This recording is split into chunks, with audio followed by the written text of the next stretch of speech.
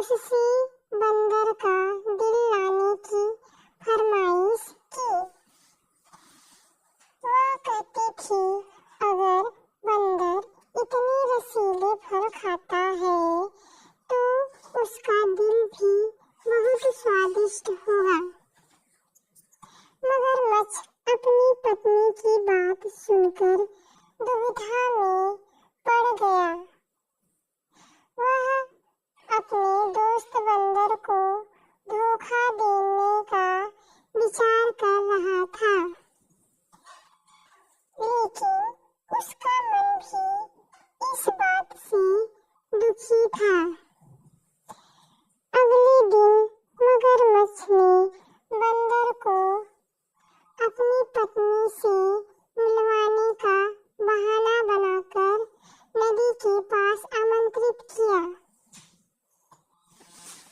बंदर, जो स्वभाव से भोला और दयालु था, तुरंत तैयार हो गया।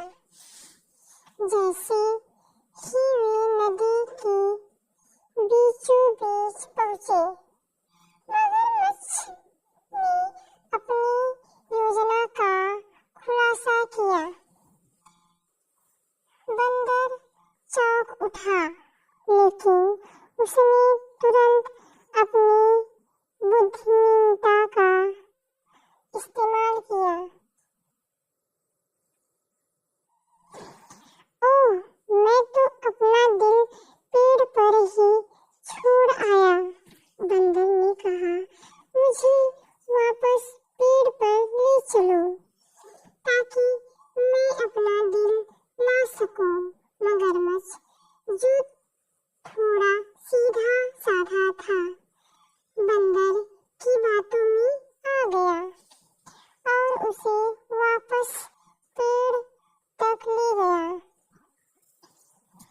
जैसे ही वे पेड़ के पास पहुंचे, बंदर फुर्ती से पेड़ पर चढ़ गया और मगरमच्छ से बोला, तुम मेरे सच्चे दोस्त थे, लेकिन तुमने धोखा देने की कोशिश की।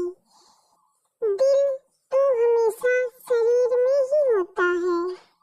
तो मैंने तुमसे बचने के लिए कहा था।